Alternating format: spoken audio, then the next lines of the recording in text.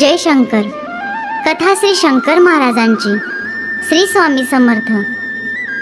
शुभराय मठात श्री अनंताचार्य उमरणकर नावाचे गरीब ब्राह्मण राहत होते. एकदा एका घरी अभिषेक करून परत मठात येताना त्यांच्या मनात सहजच एक विचार आला. वाटलं की महाराज श्रीमंत लोकांबरोबर सगळीकडे जातात, पण आपण पडलो गरीब, त्यांच्याबरोबर जायचा योग आपल्या नशिबी कुठून असणार.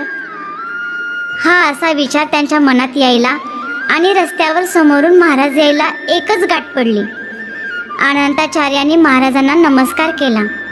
महाराज म्हणाले, जा घरी जाऊन सोवळं बदलून साधे कपडे घाल आणि स्टेशनवर ये, आपल्याला मुंबईला जायचं आहे.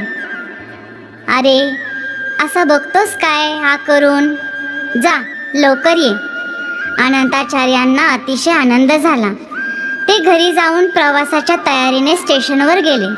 महाराज त्यांची वाट पाहत उभेच होते.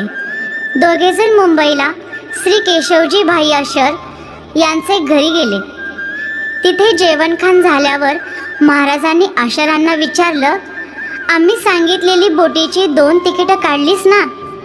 होय महाराज, असं म्हणून आशरांनी त्यांना तिकीटं आणून दिली. अनंताचार्य मंत्रमुग्ध झाल्यासारखे महाराजांकडे पाहतच राहिले. त्यांना कळेना आपण स्वप्नात आहोत की जागे. नंतर महाराज त्यांना घेऊन परदेश भ्रमणाला निघाले. Muscat, Baghdad, England, France, Iran, Italy अशी अनेक ठिकाणं त्यांना दाखवली. युरोप आणि अरब देशातून फिरवल्यावर महाराजांनी विचारलं, काय अनंता, प्रवासाची हौस फिटली की नाही, की अजून कुठे जायचंय. सगळं भरून पावलं महाराज. या गरीबाला दुनियेचं अजब दर्शन घडवलं. आपली कृपा अपार आहे. प्रवासात अनंताचार्यांना आणखी एका गोष्टीचं आश्चर्य वाटत होतं. ते जिथे जात तिथे लोक महाराजांना ओळखीत होते. त्यांच्याशी अतिशय आदरानं वागत होते. कुणी त्यांना नूर मोहम्मद म्हणून ओळखीत होतं, तर कुठे त्यांना जॉन साहेब स्टीम बाबा म्हणून हाका मारित होते. जितके देश तितकीच गावं, पण महाराज मात्र एकच. आणखी नवल म्हणजे महाराज सुद्धा त्या सर्वांशी त्यांच्या भाषेत बोलत होते.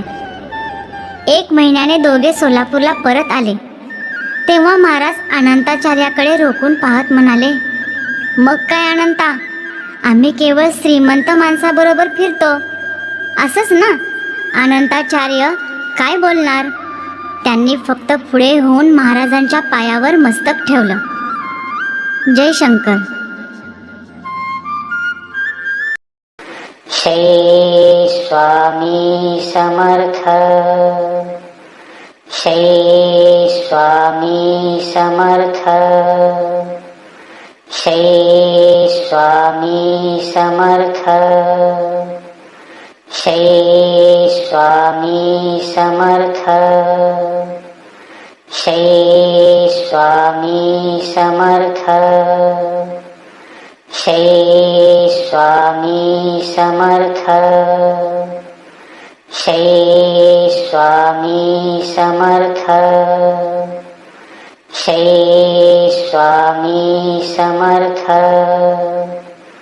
श्री स्वामी समर्थ.